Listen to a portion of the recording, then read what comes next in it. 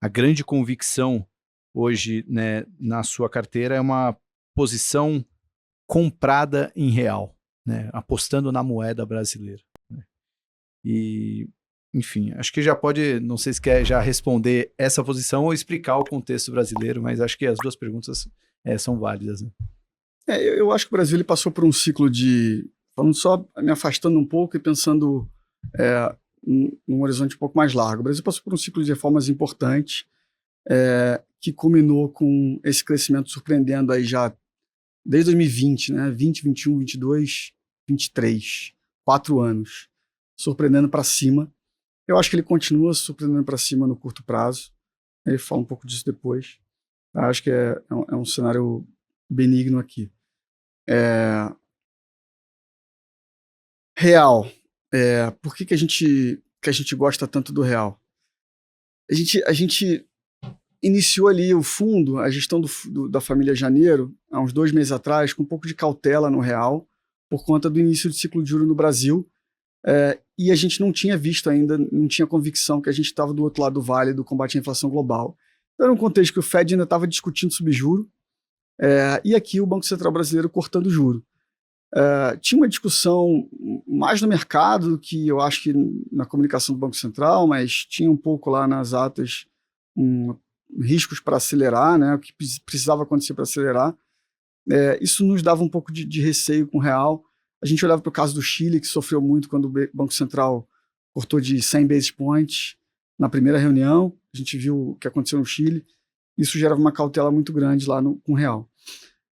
De lá para cá, o externo melhorou, como eu falei. O Banco Central adotou uma linguagem mais cautelosa. De novo, vamos lembrar que tem super quarta agora, daqui a 2 dias, mas assim, eu acho que vai manter a linguagem cautelosa. Isso já dá uma segurança para o real numa moeda de um país que tem crescido bem. Tá? E aí, mais recentemente, a gente se debruçou sobre o caso da balança de pagamento brasileira. Eu acho que ali tem uma mudança de ordem de grandeza que alguns gestores já estão vendo, acho que alguns anteciparam isso, estão se posicionando para isso, mas eu diria que o grande consenso não olhou para isso ainda com devido carinho. Tá? A gente deve estar indo para uma balança comercial esse ano mais próxima de 100 bilhões do que de 90 bilhões. Só que o high anterior, posso estar enganado aqui, tá? Mas se não me engano foi anual, acho que foi 52 bilhões, ou 60. Mas assim, não importa muito, estamos falando de 30, 40 bilhões a mais. Tá? Uma parte disso, aquela parte que eu acho que todo mundo viu né, ao longo do ano, foi descobrindo ao longo do ano. Eu falava isso quando eu estava lá no Banco Central, falando, não vai ter onde colocar dólar. Com essa safra brasileira, não tem onde colocar dólar.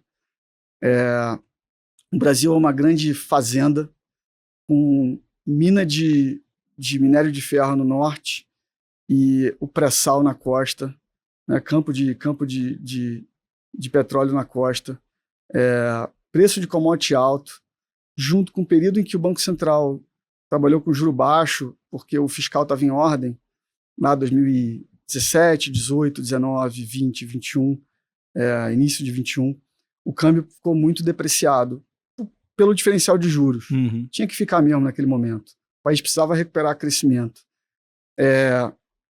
Então, esse período fez o agricultor, o investidor de commodities, se beneficiar da commodity alta e do câmbio depreciado, gerando uma rentabilidade absurda em reais.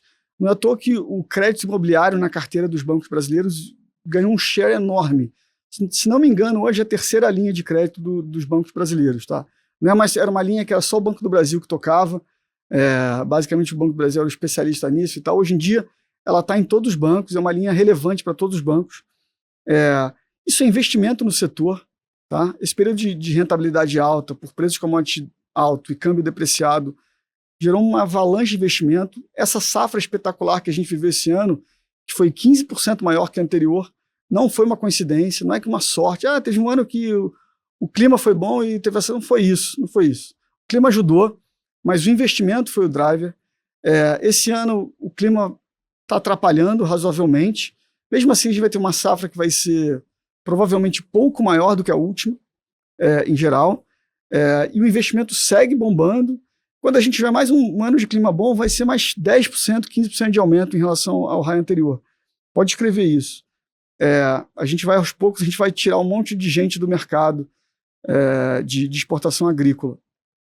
Isso é câmbio na veia. Isso foi a história do primeiro semestre. E a história do segundo semestre, que é a história que eu confesso que eu me dei conta aí nos últimos 40 dias, é o crescimento de produção de petróleo, liderada não pela Petrobras, mas pelo setor privado. Tá? A gente passou esse período de 2016 para cá, com a mudança de comando da Petro, a Petrobras era uma empresa com 140 bilhões de dólares de dívida no final de 2014.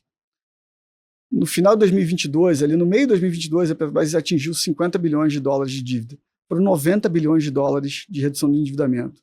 Como é que uma empresa exportadora reduz endividamento? Ela vende o produto dela no mercado internacional e não traz os dólares.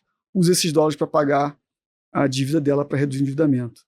Enquanto ela estava fazendo esse processo, era um pedaço grande das exportações brasileiras, daqueles 50 bi, ali 60 bi, que não entrava no país. Hoje, desde o final de 22, que ela atingiu esse limite, ela passou a pagar dividendo e passou a internar esse recurso. Essa tem sido a verdade do final de 22 e de 23. Tá? Isso é um negócio recente. Isso faz uma diferença gigante no mercado de câmbio. Eu acompanhava muito de perto o mercado de câmbio na minha função anterior no Banco Central. É super importante. Tá? Isso é chave. Só que para reduzir essa alavancagem de 140 bi para 90 bi, a Petro teve que vender muito ativo. E ela vendeu vários campos que para ela não fazia sentido explorar, porque ela é uma empresa muito grande, tem campo de pré-sal com 200 mil barris dia de produção. Não vai fazer sentido ficar explorando o campo com 5 mil barris dia, com 10 mil barris dia, 15 mil barris dia. E ela também entrou de sócia em vários campos enormes do pré-sal com outras empresas privadas. O que acontece é que hoje as empresas privadas ganharam muito share na produção de petróleo brasileiro e elas estão sendo o driver dessa exportação de petróleo que a gente está vendo. Esse ano a gente cresce alguma coisa como por volta de 500 mil barris. Tá? Todo esse crescimento ocorreu a partir do terceiro trimestre.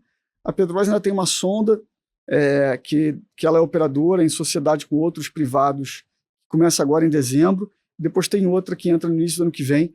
Tá? Então, assim, o primeiro semestre do ano que vem ainda vai ter um crescimento de exportação de petróleo que vai ser da ordem de 400, 500 mil barris em relação ao primeiro semestre desse ano. Se a gente está falando de a $75 o barril, a gente está falando de 12 bi de dólar, 13, 14 bi de dólar, dependendo do preço do barril. E no segundo semestre isso desacelera, mas ainda deve dar um crescimento da ordem de 200 mil barris no segundo semestre, sobre uma base essa aí que faz uma balança de 95, 100 bilhões de dólares em 2023. Eu não sei, realmente eu não sei aonde quem vai comprar esses dólares todos. A gente está falando de um déficit em conta corrente, a projeção da Itaú Asset é um déficit em conta corrente de 0,5% do PIB. A última vez que a gente teve isso foi antes da crise de 2008, tá? Foi lá, e a estatística era feita um pouco diferente. Eu acho que se fosse ser justo comparar, a gente tem que comparar com meio de 2007. Eu tenho dificuldade de ver quem vai comprar esses dólares. Assim. Esse ano, nos últimos 12 meses, entrou 24 bi de dólar, sobrou, fluxo cambial. Os bancos brasileiros tinham uma posição cambial vendida em dólar dessa ordem, de 25 bi, hoje é zero. Isso é uma arbitragem de cupom que eu acho que o cupom deveria reagir primeiro e o câmbio, eu não sei quem vai comprar. Eu acho que tenho dificuldade de ver esse cenário acontecendo sem o câmbio se valorizar muito, mudando de patamar de preço. Pergunta de leigo. Quando você falou, não sei quem vai comprar, mas quando entra todo esse dinheiro, para onde que ele vai? Boa pergunta, alguém tem que comprar. Alguém tem que comprar. E aí você vai comprar porque está barato o preço, ou você vai comprar porque você acha que no fim é a mesma coisa, mas no fim que a taxa de juros brasileira pode ficar tão baixa em relação ao mercado internacional que fala assim, não, nesse preço aí, mesmo o câmbio estando 4,90, eu prefiro alocar meu dinheiro, sei lá, no S&P do que deixar no CDI. É uma troca. Aí você, em tese, compraria esse dólar que seria para investir lá. Exato. Você acha que ele vai ter... Eu vou comprar ele mesmo a 4,90 porque eu acho que no S&P vai me rentabilizar melhor que no CDI no Brasil. Só um exemplo.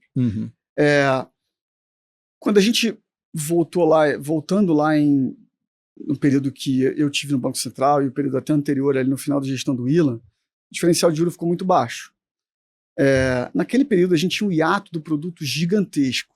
Né? O país passou por uma recessão em 2015 e 2016 de 8% do PIB, o desemprego bateu 12%, na pandemia o desemprego bateu 14%, você precisava estimular a demanda agregada. Como você estimula a demanda agregada? Jogando o juro para baixo. Né? Além do fiscal. Mas basicamente a função do Banco Central é joga o juro para baixo. Quando você joga o juro para baixo, você deprecia o câmbio naturalmente. Nesse período agora, a gente tinha o fiscal em ordem a maior parte do tempo ali, né?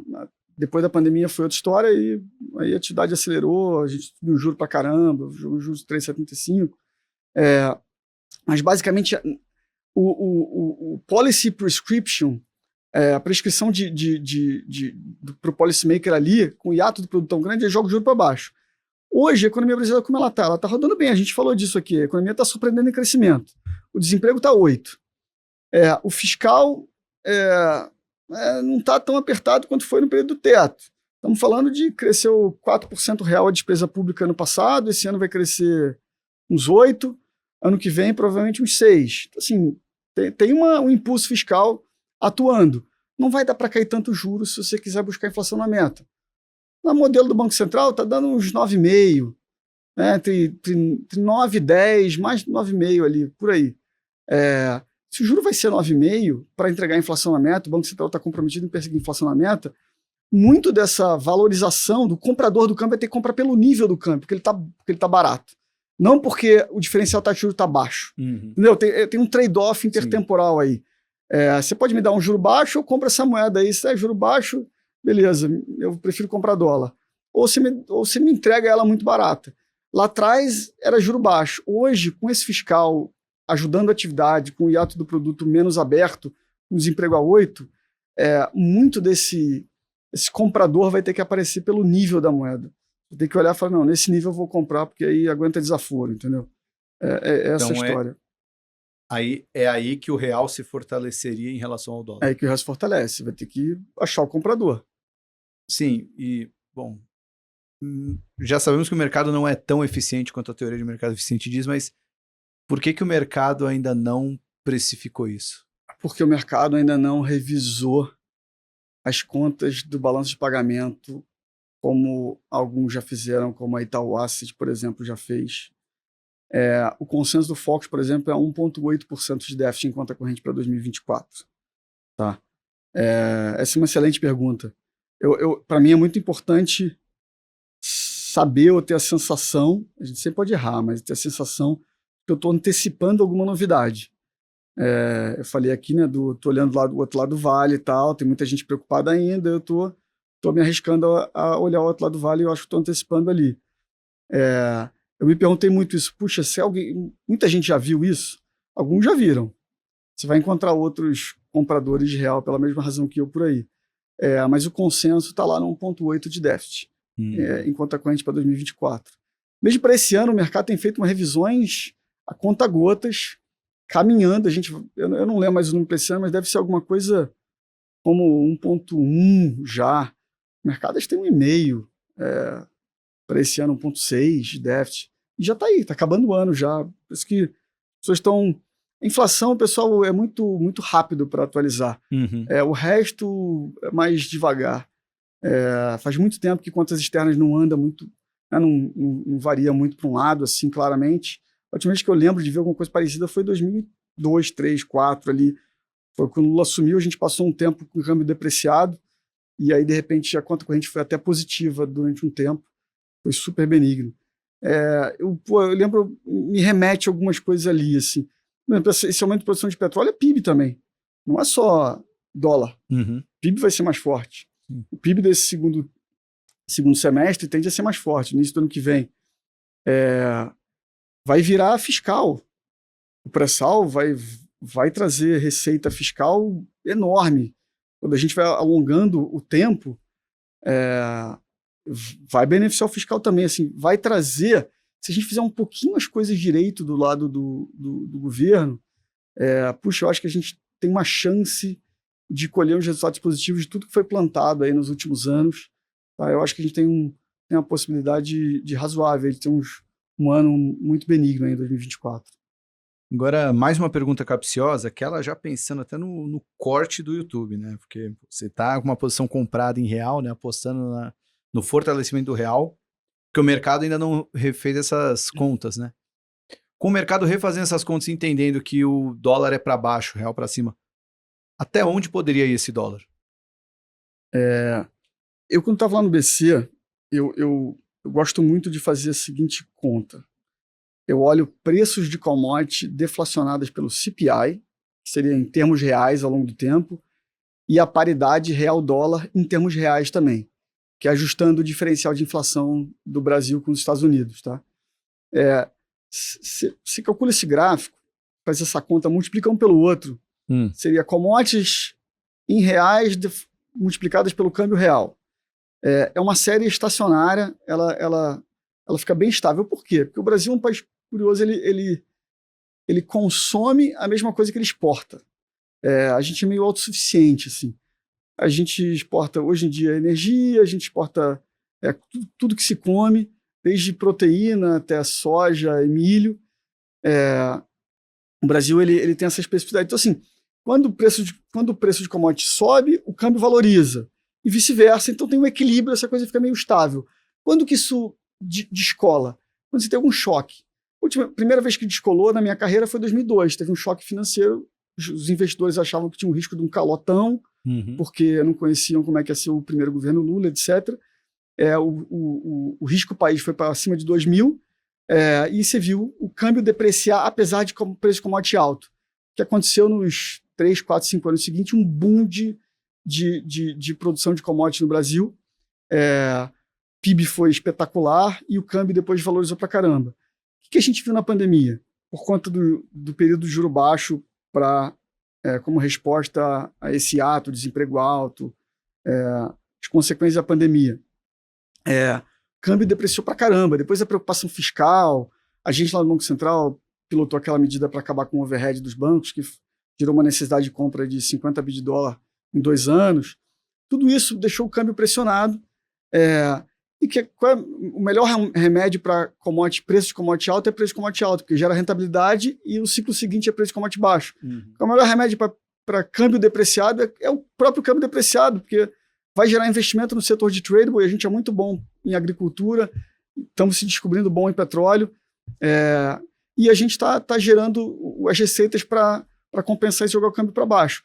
Quando eu faço essa conta, e voltando para a minha regra, eu olho um nível estável. Em 2002, esse produto de commodity versus câmbio explodiu e voltou para uma tendência ao longo de 4 anos seguintes. Isso foi desinflacionário, foi super um período bom. Foi o áureo período do Lula lá.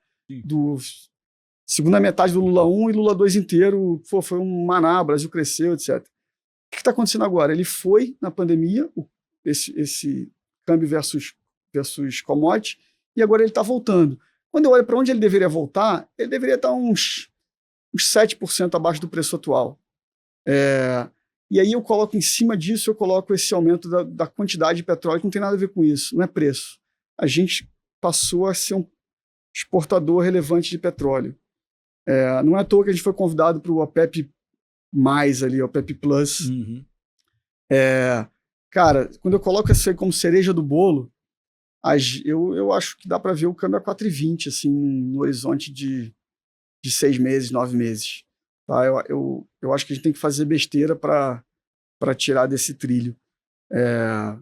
E aí o jogo aqui, eu até confesso que eu tenho receio, eu estou otimista em geral com o cenário externo. Vamos ver se o governo consegue passar as medidas no Congresso nesse final de ano. Se conseguir, vai ser uma excelente notícia. Mas eu prefiro pilotar a minha carteira apostando nesse cenário bull, tendo um pouco de tudo. Assim, eu gosto. BRL é o meu case principal. Mas, cara, pode ser que essa inflação é mais benigna do que as pessoas estão esperando, e o Banco Central pode avançar um pouco mais no ciclo. Isso vai custar um pouco para o BRL. Talvez ele segure um pouco acima desses 4,20 que eu estou falando.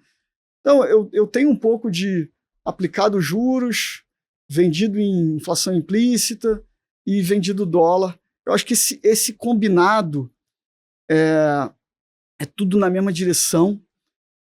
O equilíbrio ele pode estar com um juro um pouco mais baixo e o câmbio um pouco menos apreciado do que esses 4,20, ou pode se dar com o câmbio 4,20 e com o juro tendo que parar nos 10, porque o governo está estimulando muito via fiscal, então o juro tem que parar um pouco mais alto, e aí o câmbio acaba escorregando um pouco mais para compensar isso, né? Porque aí você só acha comprador de câmbio num nível de câmbio muito mais baixo.